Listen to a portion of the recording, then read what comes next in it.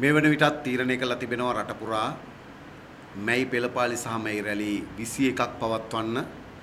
උතුරු පළාතේ යාපනයේ එක මැයි රැලියකුත්, ඒ වගේම වවුනියාවේ එක මැයි රැලියකුත්, ඒ වගේම නුවරඑළිය දිස්ත්‍රික්කයේ බදුල්ල සහ නුවරඑළිය ඒකාබද්ධව එක මැයි රැලියකුත් ලෙස මැයි රැලි 3ක් පැවැත්වෙනවා.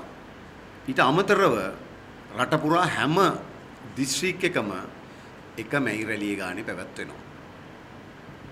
අනිකුත් පළාත් සියල්ලෙම මැයි රැලි 18ක් පැවැත්වෙනවා. ඒ සමස්තයක් ලෙස මැයි රැලි 21ක් පැවැත්වෙනවා.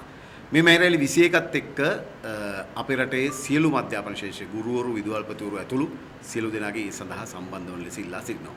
ඔබ දන්නවා මේ ආණ්ඩුව පසුගිය ගෙවුණු වසර එකමාරකට ආසන්න කාලය තුල දැන් රටට අයවැය දෙකක් ඉදිරිපත් කරනු ලැබුවා.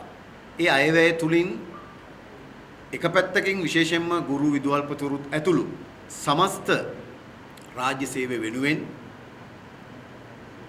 අයිතිවාසිකම් රැසක් ලබා දෙන්න කටයුතු කරලා තිබෙනවා. එක පැත්තකින් ඔවුන්ට 60කට එහා මූලික වැටුප් වැඩිවීමක් ලබා දෙන්න කටයුතු කළා. ඒ අනුව සියලුම ගුරුවරුන්ට ඉතා ඉහළ වැටුප් වැඩිවීමක් 25, 26, 27 කියන වසර තුල දැන් වර්ධක දෙකක් ලැබුණා. ඉතිරි වැටුප් වැඩිවීම ලබන ජනවාරි මාසයේදී ලැබෙනවා. ඒ අනුව සියලු දෙනාටම තමත් හොඳ ඉහළ වැටුපක් ලබා දෙන්න කටයුතු කරලා තිබෙනවා මේ ආණ්ඩුව විසින් ඊටාම කෙටි කාලයක් ඇතුළත. එවම වැටුප් වර්ධකයේ 80ක වගේ වැඩි ප්‍රමාණයකින් ඉහළ දන්නු ලැබුවා. අනිත් පැත්තෙන් 2026 වසරේදී උත්සව පූර්ව දීමනාව මෙතෙක් ලබා දුන්නේ රුපියල් 15000යි. ඒක රුපියල් 10000යි ලබා දුන්නේ. ඒක 15000 දක්වා වැඩි කරන්න කටයුතු කළා.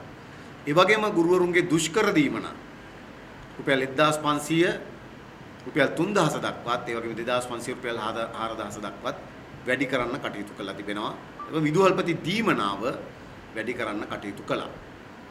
ඊට අමතරව ගත්තොත් සියලුම රාජ්‍ය සේවකයින්ට ලක්ෂ 50 දක්වා මිලියන 5 දක්වා ණය මුදලක් ලබා ගන්නත්, ඒ ණය මුදලින් පොලියේ කොටසක් ආණ්ඩුව විසින් දරන්නත් මෙවර අයවැයෙන් යෝජනා ඉදිරිපත් කළා.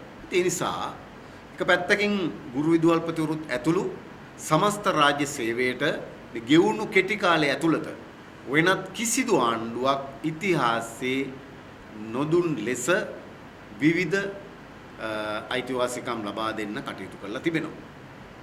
ඒ විතරක් නෙමෙයි, අපි දන්නවා රාජ්‍ය සේවය සම්පූර්ණයෙන්ම ස්වාධීන රාජ්‍ය සේවාවක් බවට පත් කරන්න කටයුතු කරලා තිබෙනවා.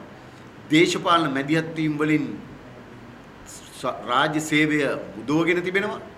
අද කිසිවෙක් දන විශේෂයෙන්ම අපේ අධ්‍යාපන ශාස්ත්‍රයේ ගුරු මාරුවීම් වල ඉඳලා ඒ වගේම තවත් විවිධ කටයුතු සඳහා විශාල ලෙස දේශපාලන මැදිහත් වීම් පසුගිය ඉතිහාසයක් පුරා සිදු වුණා. නමුත් අද වෙනකොට ඒ සියලුම දේශපාලන මැදිහත් වීම් නතර කරන්න කටයුතු කරලා තිබෙනවා.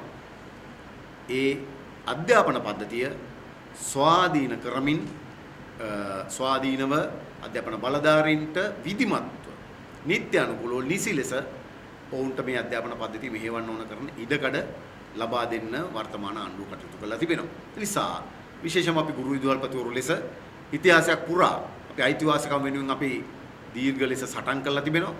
ඒ සටන් වලින් සමහර අයිතිවාසිකම් අපි දිනාගෙන තිබෙනවා. වගේම අපි මේ ආණ්ඩුව ලෙස සටනකින් තොරවම බොහෝ දේවල් ලබා දෙන්න කටයුතු කරලා තිබෙනවා. ඒ වගේම අපේ ශේෂ්ඨතාව විසඳගත යුතු ගැටලු ගණනාවක් තිබෙනවා. එක පැත්තකින් ගුරුවරු විදුහල්පතිවරු මත අනවශ්‍ය වැඩපීඩනයක් පටවලා තිබෙනවා. ඒ සම්බන්ධයෙන් අපි අධ්‍යාපන අමාත්‍යාංශ සමග දිගින් දිගට සාකච්ඡා කළා.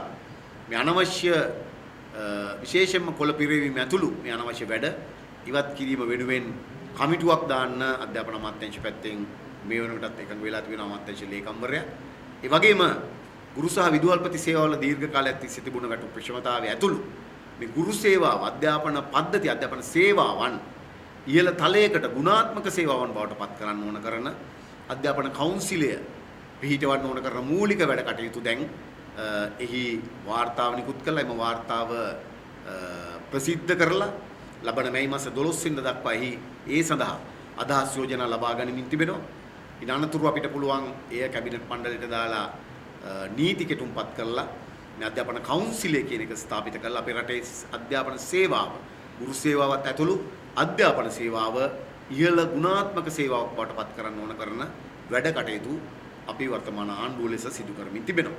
ඒ විතරක් නෙමෙයි අධ්‍යාපන පද්ධතියේ තිබෙන මේ සේවාවන් පහක් තිබෙන මේ සේවාවන් පහේ විවිධ ස්ථානගත කිරීමවලදී එයා විවිධ තනතුරු වලට පත් කරද්දී විදුහල්පතිවරු පත් කරද්දී අධ්‍යාපන අධ්‍යක්ෂකවරු පත් කරද්දී මේ ආදී විවිධ තනතුරු පත් කරද්දී ගැටලු විශාල ප්‍රමාණයක් තිබෙනවා.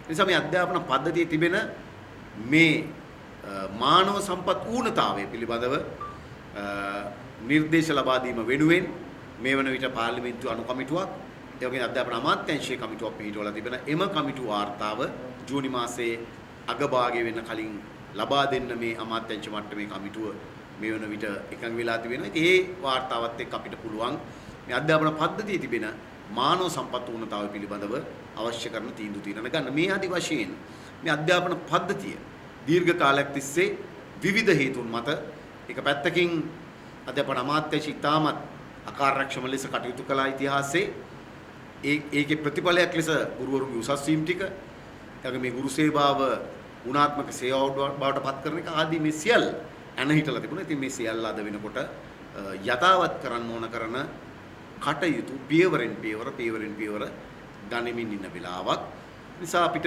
විසඳ ගන්න තව ගැටලු ගොඩක් තිබෙනවා. ඒ වගේම මේ වෙන විට ලබා දීපු අයිතිවාසිකම් රසක් තිබෙනවා. නිසා අපි විශ්වාස කරනවා එළඹෙන මැයි 1 වෙනිදා මේ රටේ ගුරුවරුත් විදුහල්පතිවරුත් ඇතුළු අධ්‍යාපන සේවාවෙන් නියැලෙන ඒ හැමෝම අපි විශ්වාස කරන ඔවුන් එකතු විය යුතු උන්ගේ ශක්තිය ජවය ඒක රාශී කළ යුතු තැන තමයි ලබන මැයි 1 වෙනිදා පවත්වන මේ මැයි පෙළපාලි සහ මැයි රැලි